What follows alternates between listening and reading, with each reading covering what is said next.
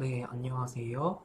우리가 지금 17단원에서 과점에 대한 내용을 공부를 하고 있습니다. 그리고 이어서 여기 17.2의 10번 부분, 죄수의 딜레마의 다른 형태들을 한번 살펴보도록 하겠습니다.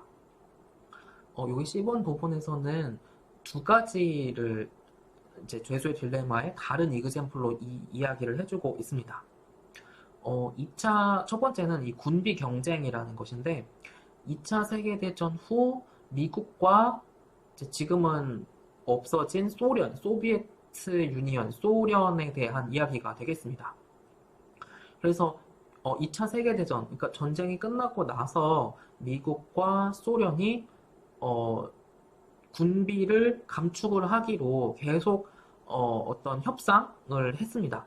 그런데 그 군비를 감축을 하는 협상이 쉽지가 않았던 이유가 바로 이 죄수의 딜레마와 밀접한 관계가 있었기 때문입니다.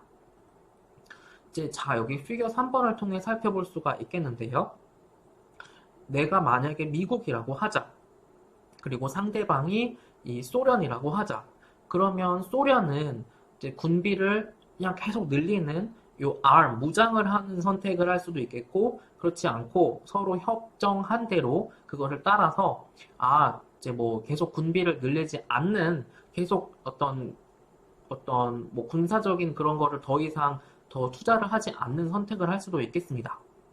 이제 그러면 만약에 소련이 arm, 그러니까 무장을 더 하는, 군비를 더 늘리는 선택을 하는 상황이라고 생각을 해보면, 미국의 입장에서는 그래서 그 상황에 대해서 만약에 미국도 무장을 하기로 하면 어떤 둘이 계속 전쟁의 어떤 위험에 놓여 있는 거죠. 이제 그렇지만 만약에 미국이 disarm, 군비를 줄이기로 하면 군비가 줄어들었으니까 어떤 군사적인 어떤 무기라든지 그런 게 줄어들었으니까 위험에 노출돼 있으면서 또 상대방에 비해서 약해지는 상황이 옵니다. 그러면 미국 입장에서는 어떤 선택을 하게 되겠어요? 이 arm을 선택을 하게 되는 거죠. 그리고 만약에 소련이 이 disarm을 하는 경우라고 생각을 해보자. 그러면 이제 이렇게 소련이 disarm을 하는데 만약에 미국은 그거를 안 지키고 arm을 하는 경우라고 생각해보자. 그러면 미국은 상대적으로 안전하면서 강력한 군사력을 가진 나라가 될 것입니다. 이제 그리고 소련이 disarm을 할 때 미국도 disarm을 하면 똑같이 미국도 그냥 안전한 나라가 될 것입니다. 그러면 당연히 소련이 디스암 할 때 미국은 어떤 선택을 하는 게 미국한테 최선이에요? 암을 하는 게 최선이지. 그러면 소련이 어떤 선택을 하든 미국이 암을 선택을 하게 되는 거고, 또 반대로 소련 입장에서도 미국이 어떤 선택을 하든 소련도 그러니까 무장, 그러니까 계속 군비를 쓰는, 확장을 하는 그런 결정을 내릴 수밖에 없겠습니다. 그래서 두 나라가 다 군비를 축소하면 그 돈을 국민들한테 뭐 다른 곳에 쓰면 경제 발전이나 뭐 R&D에만 쓰더라도 훨씬 더 좋을 것을 이와 같은 그 죄수의 딜레마라는 상황 때문에 두 나라가 다 군비 축소가 쉽지가 않은 상황이었고 2차 세계대전 후에 이제 두 국가가 야 니네 먼저 줄여라 우리가 줄이면 니도 줄이겠다 뭐 이렇게 하다가 결국은 쉽지가 않았던 이유가 바로 이 죄수의 딜레마 때문이라는 것입니다. 그래서 둘 다한테가 이 그러니까 무장을 계속 하는 상황이 도미넌트한 스트래터지였기 때문입니다. 이제 또 다른 사례가 우리가 앞에서 그 네 가지 살펴봤었죠. 뭐 공공재랑 뭐랑 네 가지 살펴봤었던 것 중에 그 중에 하나인 커먼 리소스를 한번 살펴보도록 하겠습니다. 그래서 이거는 사실 앞에서 우리 잭하고 질이 우물을 통해서 물을 생산하는 경우랑 상당히 유사한 사례라고 할 수가 있겠습니다. 그래서 근데 여기서는 지금 뭐냐면 약간 다른 점이 두 회사가 있고 한 어떤 그 석유 어떤 시추 구멍을 통해서 두 회사가 석유를 뽑아내는 그런 상황입니다. 그리고 각각의 회사는 어떤 선택을 내릴 수 있냐면 어차피 석유가 매장되어 있는 건 한정이 되어 있는 상황이고 두 회사가 착하게 협력을 해가지고 딱 한 개씩만 서로 석유 구멍을 뚫어가지고 각각 거기에서만 석유를 뽑아내자라는 선택을 할 수도 있고, 아니다. 다른 그 애보다, 상대편보다 내가 더 이익을 많이 얻어야 되기 때문에 나는 석유 시추 구멍을 하나 더 뚫기로 하는 그런 선택을 할 수가 있겠습니다. 자, 그러면 각각 어떤 선택을 하게 될까요? 이 피겨 4번을 통해서 이와 같은 어떤 일종의 공공재라고 할 수 있는 이 어떤 서로 공유하고 있는 석유 매장량을 살펴보면 내가 만약에 엑슨이라는 사람이라고 치자. 그리고 상대방이 이 텍사코라고 하는 사람이라고 치자. 자, 그러면 텍사코가 우리가 합의한 대로 석유 시추 구멍을 한 개만 뚫기로 결정을 할 수가 있겠습니다.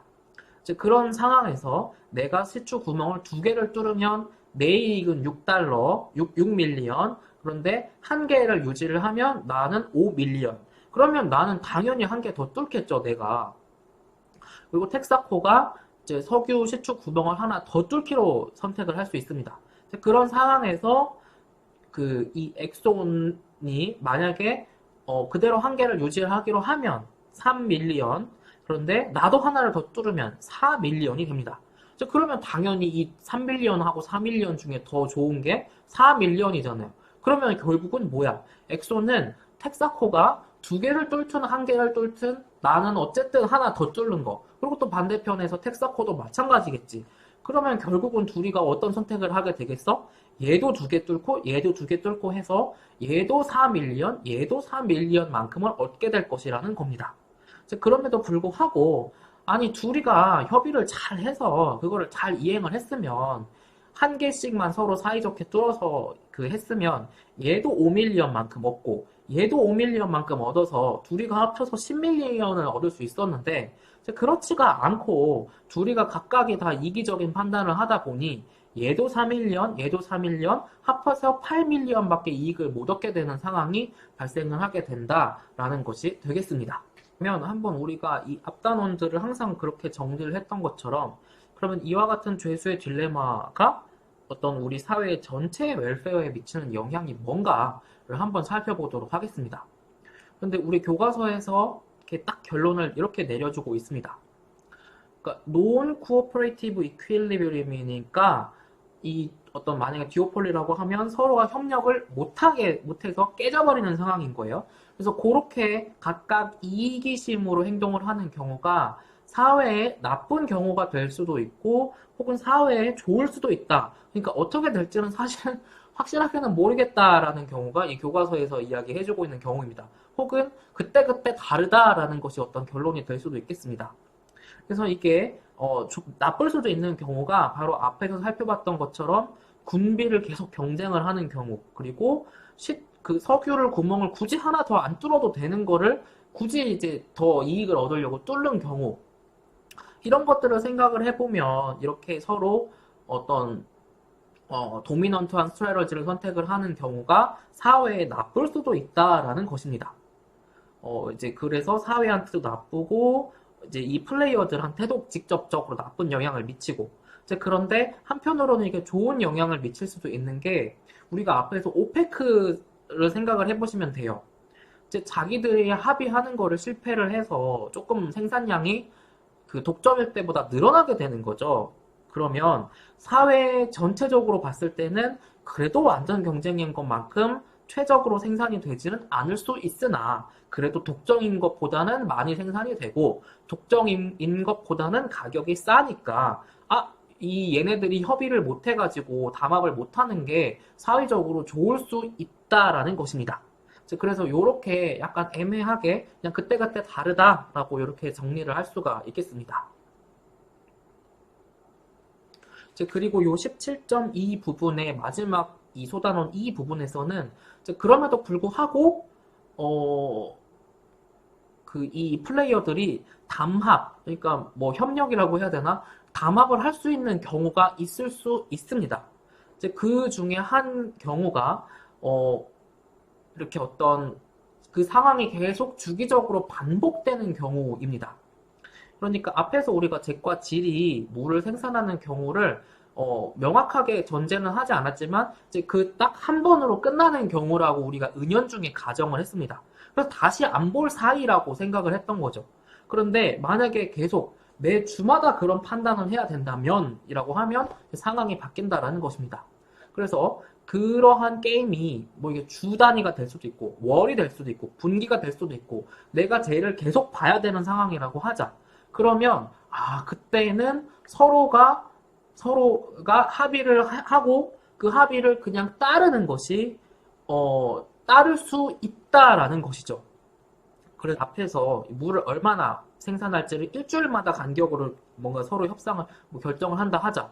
그러면 자기가 우리가 각각 30, 30 해서 60을 생산하기로 합의를 해놨어도 내가 그거를 협의를 이겨서 각각은 40, 40 된다고 했죠. 근데 그게 결국은 일주일밖에 안 가는 거예요, 그게. 그래서 그거를 이제 내가 제 얼굴을 주기적으로 봐야 된다는 걸 알기 때문에 그렇게 할 바에는 합의했던 거를 이행을 하는 것이 더 좋겠구나라고 해서 이렇게 어떤 게임이 리피티드 될 때에는 협력을 할 인센티브가 훨씬 더 세진다라는 것입니다. 즉 그래서 이익이 아닌 이렇게 계속 반복되는 상황이 오는 경우라면 협의를 하고 지킬 거다라는 것이 이 게임이 리피티드 되는 상황에는 이게 협력이 서로 가능할 수 있다라는 것이 되겠습니다. 그리고 마지막으로 여기 케이스 스터디에서 나와 있는 부분은 이제 어떤 정치학자 분이 이런 연구를 했다고 합니다. 그래서 바로 우리가 앞에서 살펴봤던 것처럼 이게 뭔가 상황이 계속 반복되는 경우 아니면 어떤 상황이 뭐 주기적으로든 않더라도 이게 뭐 비주기적으로라도 계속 어떤 게임에 내가 참여를 하는 경우라고 하자. 그렇게 한 경우에는 실질적으로 살펴봤을 때에는 결론적으로는 만약에 협의를 한 거를 지키다가 만약에 또 안 지켰어. 그러다가 또 지켜. 뭐 이런 식으로 이렇게 프렌들리, 우호적으로 시작을 했다가 만약에 상대방이 협의를 안 지켜. 그러면 나도 그거에 대응해서 뭔가 또 이렇게 나쁘게 해. 그렇게 했다가 다시 또 서로 화해를 하고 다시 또 협의를 지켜. 이런 식으로 뭐 한순간 협의를 안 지킨다, 서로 합의했던 걸 안 따른다 해도 다시 또 그거를 되돌아와서 다시 또 합의에 이르고 그 합의를 하는 걸 지키는 것이 이 둘한테는 좋은 결론을 준다라는 이런 연구 결과를 얻었다라고 합니다. 그래서 여기 케이스 스터디에서 나와 있는 것은 여기 지금 뭐 최종적으로 감옥에 몇 년을 살게 될까? 그래서 이제 이 둘이 뭔가 협력을 하기도 하고 아니면 서로 배신을 하기도 하고 이제 그런 상황을 어떤 상황을 설정을 해서 이렇게 뭐 협력했다가 또 안 했다가 하더라도 다시 또 협력하는 상황. 그런 게 이 둘한테는 최적이구나라는 것을 어떤 연구 결과로서 밝혔다라는 내용이 되겠습니다. 그리고 마지막으로 27.3 부분에서는 이와 같은 과점 시장에 대한 어떤 정부의 정책을 살펴보도록 하겠습니다. 이건 우리가 1단원에서 봤던 거죠. 뭐냐면 웬만한 경우에는 시장에 맡겨두는 것이, 즉 시장이 어떤 자율적인 어떤 서로의 판단이나 행동에 맡겨두는 것이 가장 최적의 효과를 가져올 수 있다라는 것입니다. 그럼에도 불구하고 시장에 실패가 있을 수 있는 경우에는 정부가 개입을 하는 경우가 시장 실패를 완화하거나 아니면 최소화하거나 아니면 예방하거나 할 수 있는 경우라서 이렇게 올리고폴리에 대해서는 정부가 개입을 하는 경우가 있다라는 것입니다. 그래서 최종적으로 정부는 어떠한 것을 목표로 삼고 있냐면 이러한 올리고폴리 마켓이 있어. 그러면 이 기업들이 서로 담합을 하기를 납두기보다는 이 기업들이 경쟁을 하는 그런 환경을 만드는 거야. 뭐 그런 어떤 규제라든지 뭐 그런 거를 통해서. 그래서 최적의 어떤 사회적인 최적으로만큼 생산이 되고 분배가 될 수 있도록 하는 것이 정부가 가진 목표라고 할 수가 있겠습니다. 그 중에 가장 첫 번째가 우리가 앞에서도 나왔었던 것처럼 이 안티트러스트 로우가 되겠습니다. 에 대한 어떤 그 법을 말을 해주고 있는 건데 1890년에 셔먼 안티트러스트 액트라는 것이 생겨서 처음으로 어떤 회사들이 담합을 한다거나 카르텔을 형성을 한다거나 하는 것은 불법이다 라고 이렇게 법을 만들었다라고 합니다. 이제 그리고 이게 더 나아가서 1914년에 클레이튼 액트라는 것을 통해서 더 어떤 이 안티트러스트 로우를 더 강화를 시켰다라고 합니다. 이제 그래서 만약에 두 기업이 합치거나 했을 때 경쟁을 최종적으로는 약화시킬 우려가 있는 경우에는 그러한 것을 판단에 따라서 그 두 회사들이 M&A를 못하게 하기도 하고 아예 법으로 경쟁사가 또 다른 경쟁사와 만나는 것조차도 금지를 하기도 합니다. 그래서 우리나라의 경우에도 뭐 삼성 다니는 사람이 LG 다니는 사람하고 함부로 이렇게 만나면 안 되거든요. 이제 그런 것들이 다 이게 안티트러스트 로우 때문이라고 할 수가 있겠습니다. 그리고 여기 지금 시간상 마지막으로 여기 케이스 스터디까지 살펴보도록 하겠습니다.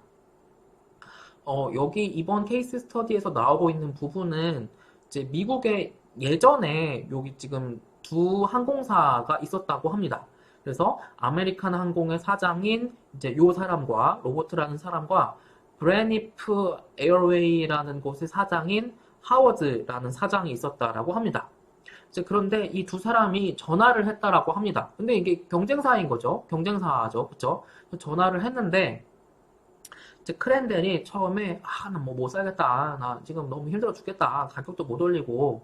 그래서 이 사람이 야 그러면 내가 제안을 하나 할까? 그랬더니 오케이 제안을 뭐 할래? 그랬더니 오케이 야 가격을 20% 올리자. 그러면 올려라. 그러면은 내가 따라서 다음날 나도 가격 올릴게. 그랬더니 이 하워드가 좀 이렇게 당황을 합니다.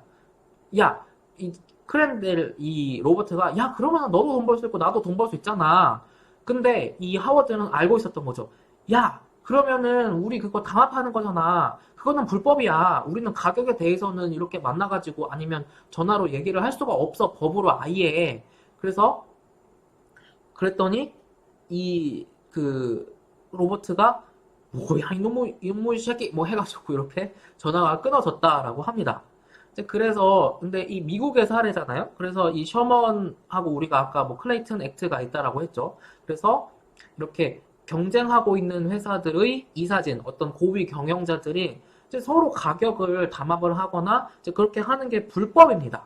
그래서 이 두 사람이 처벌을 받게 되었다라는 것이 이 둘 중에 이제 당연히 그 담합을 제안한 로버트가 형사 처벌을 받게 되었다. 그리고 이제 이 담합에 어떤 가담을 하기도 했던 이 하워드도 또한 일정 만큼의 처벌을 받게 되었다. 라는 것이 이 케이스 스터디의 어떤 결론이 되겠습니다. 네, 그러면 우리가 이번 동영상에서는 여기까지 공부하도록 하겠습니다.